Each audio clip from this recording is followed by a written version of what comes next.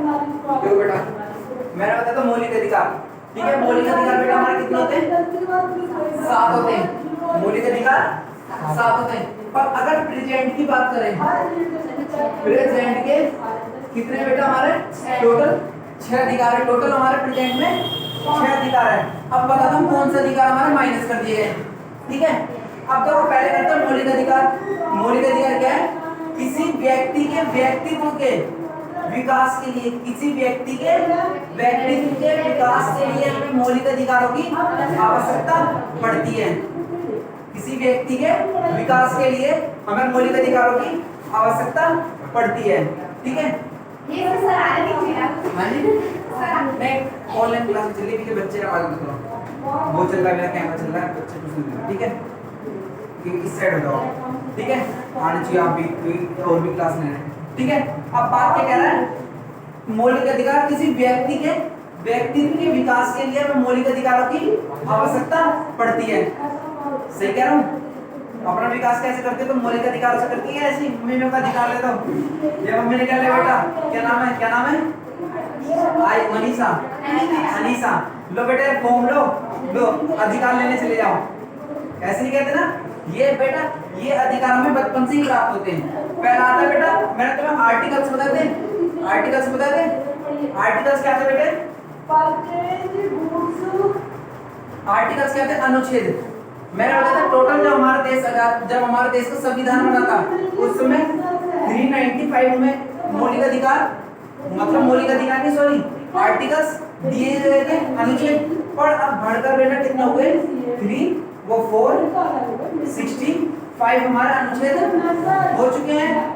हमारे 465 हमारे अनुच्छेद हो गए। अब वो भी हो सकते हैं, हम कह नहीं सकते, अब वो भी हो सकते हैं, ठीक है।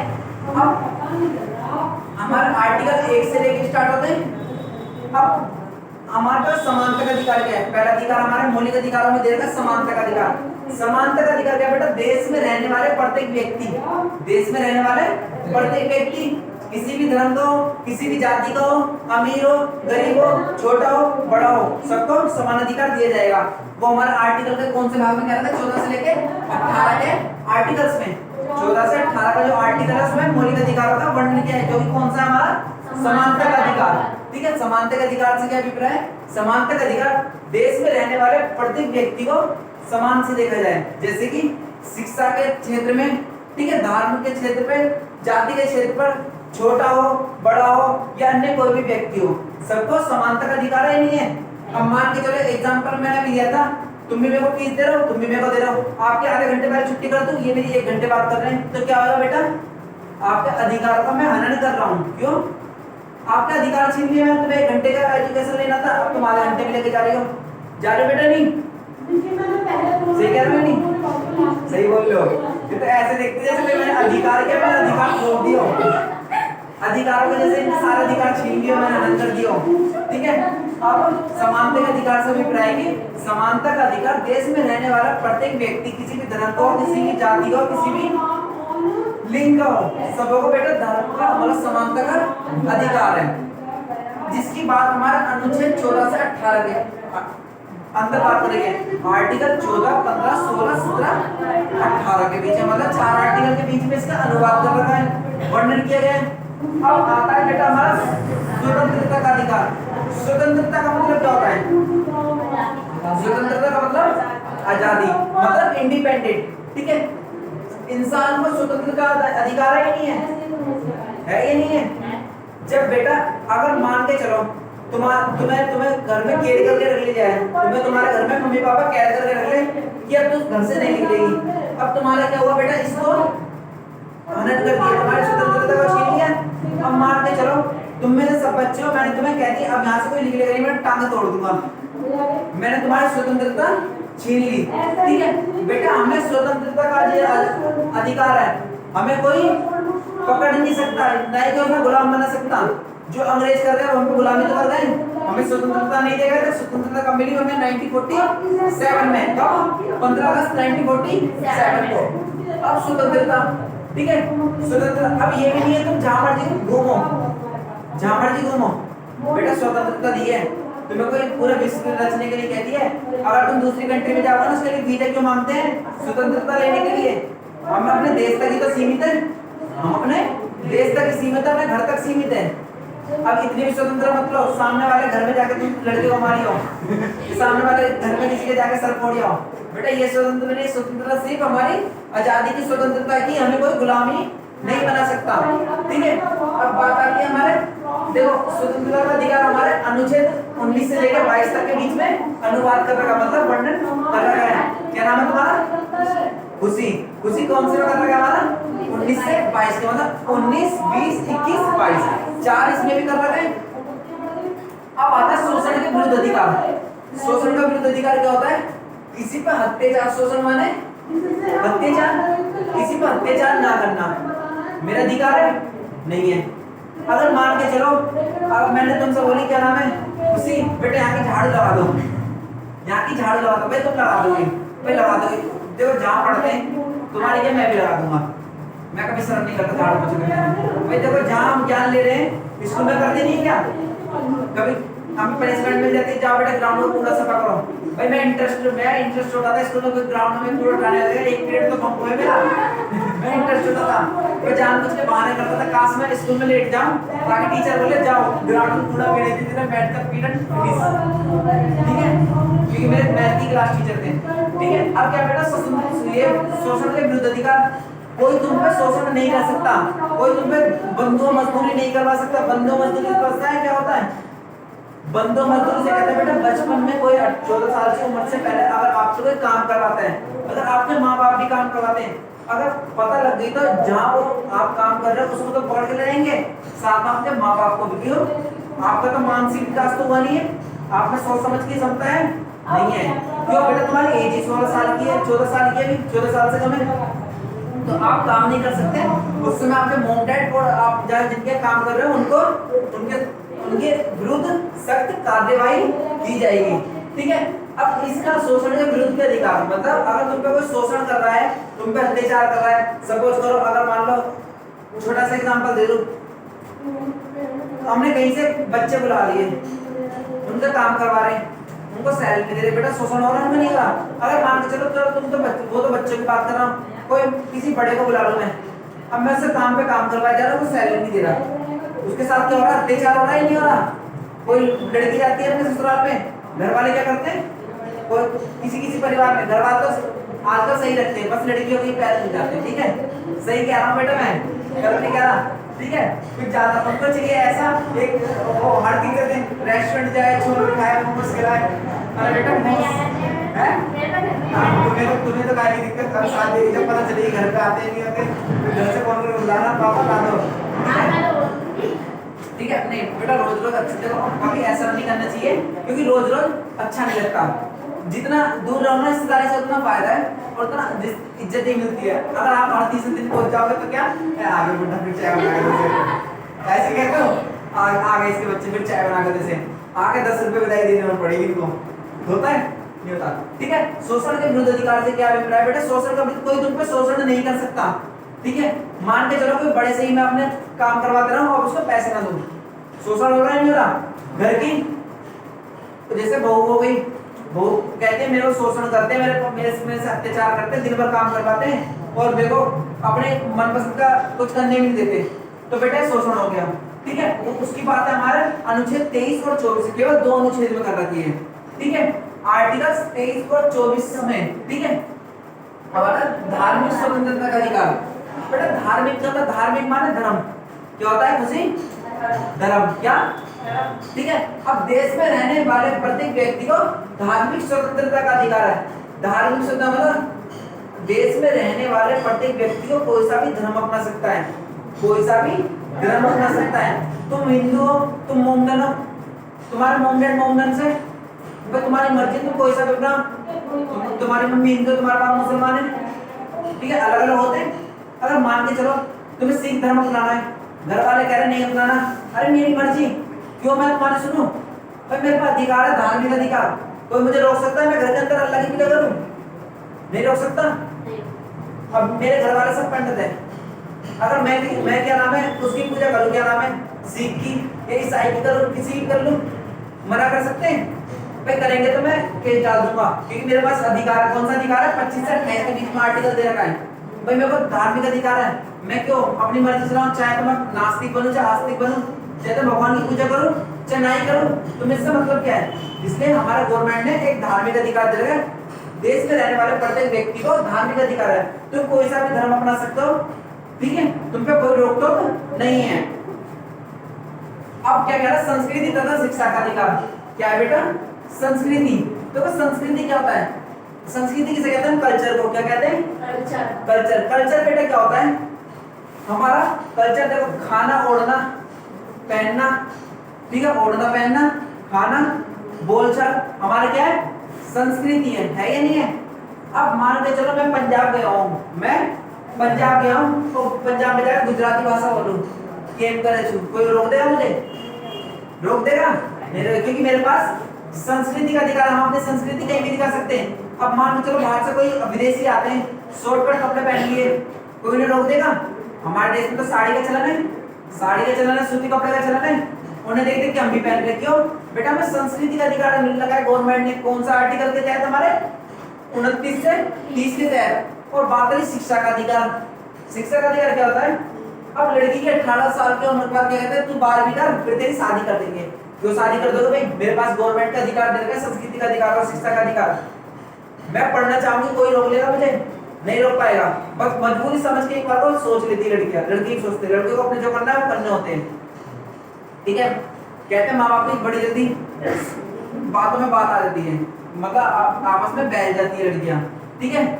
अब ऐसा गलती मानते हैं उनकी, क्योंकि भाई तुम्हारा इंटरेस्ट है पढ़ाई में, तुम पढ़ाई करो, शिक्षा का अधिकार है तुम पे, तुम किसी भी कॉलेज में एडमिशन लो, किसी भी कॉलेज में दाखिला लो, किसी भी स्कूल में दाखिला लो। ये कोई तुमसे हाथ में से किताब तोड़ने छीन लेगा, भाई तुम क्यों पढ़ रहे हो? अगर ये किताब लेके बैठी हो, मैं तुम तीनों की किताब छेड़ी, क्यों पढ़ रहे हो तुम? काम धंधा करो घर पे।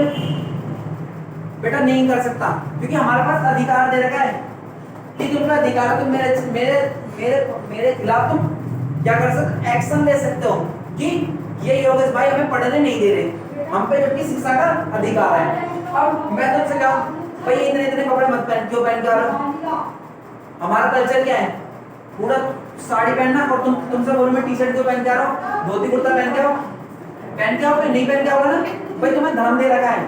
अब मैं फॉर्मल कपड़े पहन रखे हैं, ठीक है, मैं इसमें नीली जींस पहन लूं, अमेरिकी संस्कृति अपना ली मैंने, नीली जींस अमेरिका प्रचार है, नीली जींस सबसे पहले कहाँ से आई है? अमेरिका से आई है। मेरे पास अधिकार है, मैं कोई से भी कपड़े पहनूं, कोई सी भाषा बोलूं। अब मैं इंग्लिश बोलूं, तुम कुछ कर लोगे? नहीं कर पाओगे ना बेटा, नहीं कर पाओगे, कोई कुछ नहीं कर पाएगा, मेरे को अधिकार दे रखा है। अगर ये अधिकार नहीं होता ना, तो आज ना यहाँ कोई भी बिहार का आके यहाँ बिहारी नहीं बोल रहा होता, या हम दिल्ली के आगे कहीं अपनी शुद्ध भाषा नहीं बोल रहे होते, या कोई पंजाब का आगे पंजाबी नहीं बोल रहा होता, क्योंकि हमारे जो संस्कृति का अधिकार दे नहीं रहा होता, तो क्या होता? क्योंकि ये अधिकार बेटा हमें जन्म से प्राप्त होते हैं, संस्कृति तथा शिक्षा का अधिकार।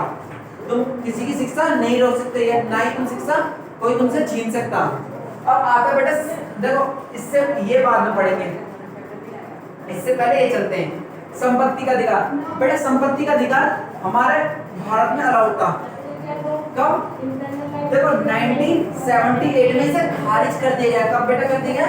1978 में इसे खारिज कर दिया गया, मतलब हटा दिया गया इसको। अब क्यों हटा दिया गया पता है इसकी? क्या नाम है तुम्हारा? अनीशा। अनीशा बोल जाता, मनीषा से याद आता है मुझे, क्योंकि मेरे एक दोस्त का नाम मनीषा है, मनीष नाम है उसको, मनीषा सब बोलते रहते, ठीक है। अब क्या नाम है? मनीषा। बेटा पता है संपत्ति का अधिकार क्या था? है क्या? वो बाप दादा की जमीन थी, वो आपकी, वो अपनी जमीन, हम उस पर अधिकार था। अब हमारा एक कुछ समय पहले हमारे किसानों के प्रति कुछ वो हुआ था, मतलब कुछ किसानों के अधिकार के लिए जमीन के चक्कर में कुछ लड़ाई हुई थी, कुछ बातचीत थी, सुप्रीम कोर्ट तक ये बातें पहुंची थी, पर ये संविधान ने संपत्ति के अधिकार को उन्होंने खारिज कर दिया। बेटा जो जमीन होती थी ना बड़े बड़े जमींदारों की जो जमीन होती थी उस समय, क्या यहाँ खेती हो रही है, अब बेटा इन्होंने की मेरे को अपनी जमीन में अपना घर बनाना है, मेरी जमीन वापस दो, मेरी जमीन वापस दो, वापस देने की मांग कर दी इन्होंने। अब इन्होंने अपनी जमीन ले ली। अब बेटा किसान बेरोजगार हो गए, और जो देश के अंदर खाने पीने की जो वस्तु आएगी वो पास आएगी, किसानों से तो आएगी, किसान बनेंगे नहीं तो अब वो ये जो बड़े बड़े जो उनके दादा परदादाओं की जमीन होती थी उस पे अधिकार जमाए लगते थे कि ये मेरी जमीन है, इसमें कोई कुछ नहीं करेगा। अरे बेटा देश की अर्थव्यवस्था, देश खाद्यान्न कर रहा है, इसमें देश खा रहा है, इससे तुम इसे क्यों बंद कर दोगे? ये संपत्ति का अधिकार हमारा गवर्नमेंट ने बंद कर दिया। क्यों कर दिया? क्योंकि हमने कहा अगर एक किसान, अगर एक जमींदार इतनी सारी जमीन रखता है कि इसके अंदर इतनी खेती हो जाए कि 50 लोगों का पेट भर जाए, एक की जमीन छीनना बेटर रहेगा अगर हम 50 लोगों का पेट भर सकते तो।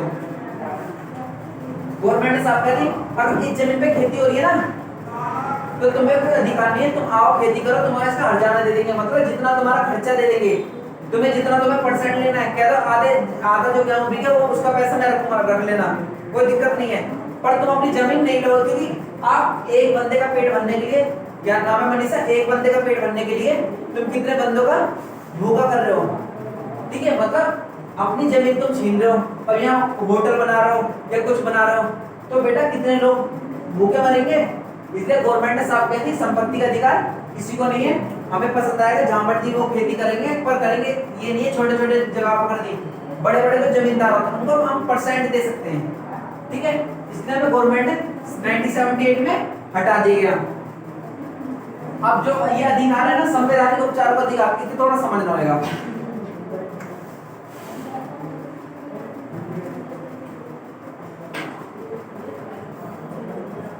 देखो बेटा, देखो हमारे ना जब ये सारे अधिकारों का हनन हो जाता है, मैंने बताया कि इन अधिकारों का हमारा हनन नहीं हो सकता अगर गवर्नमेंट हमसे ये अधिकार छीन लेती। कौन?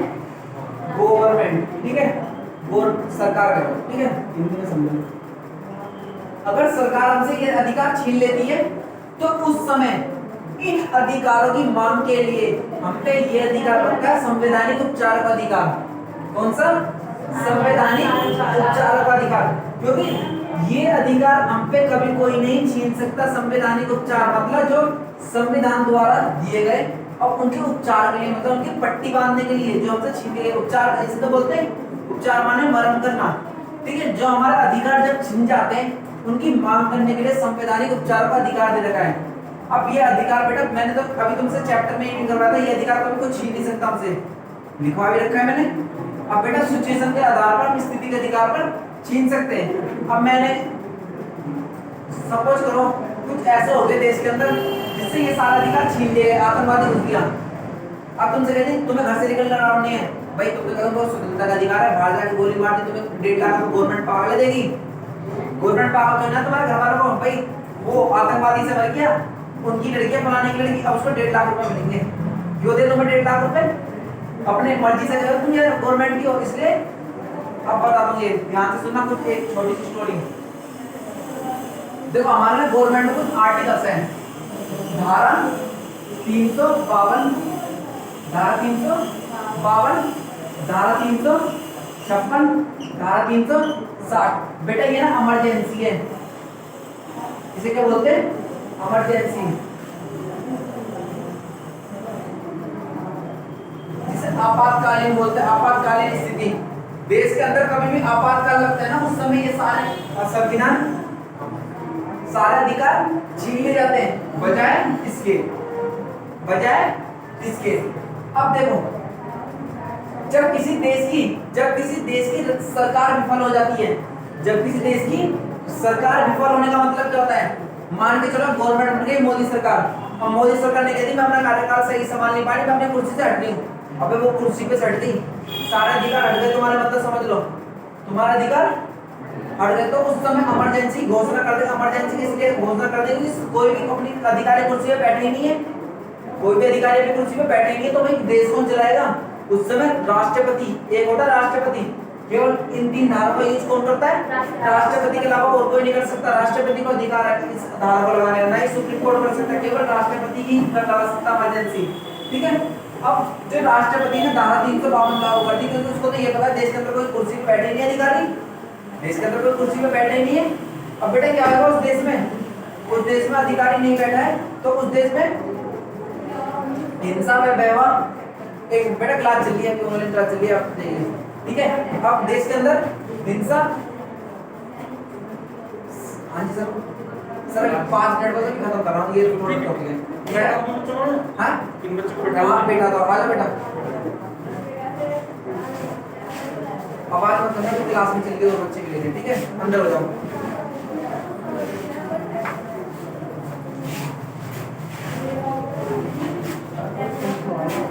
बेटा बेटा सारी इधर हटा दो कैमरे से, माँ की लात चले पीछे आप नीचे, ठीक है।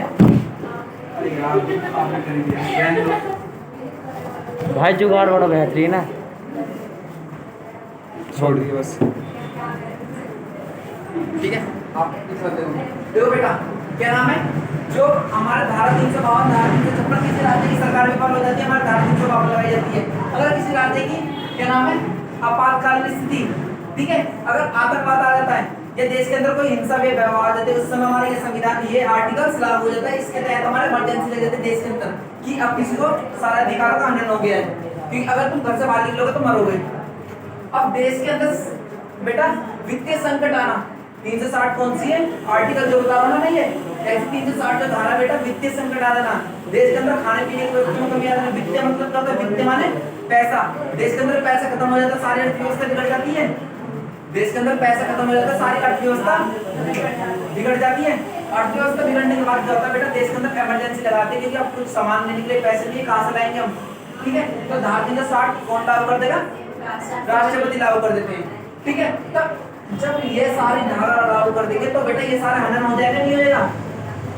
तो उस समय हम क्या करेंगे बेटा, संवैधानिक एक अधिकार बचता है, तो इन सब की मांग के लिए हम कहेंगे ये अधिकार ले जाएंगे कि सुप्रीम कोर्ट में सर मेरे पे ये अधिकार है, कौन सा, मेरे पे संवैधानिक उपचार का अधिकार है, आप मुझे अधिकार है मेरे पास, आप मुझे सारे अधिकार जो मेरे छीन लेगा उसे वापस दो। आप जल्दी से नोट डाउन करके तुम भी दो, ठीक है।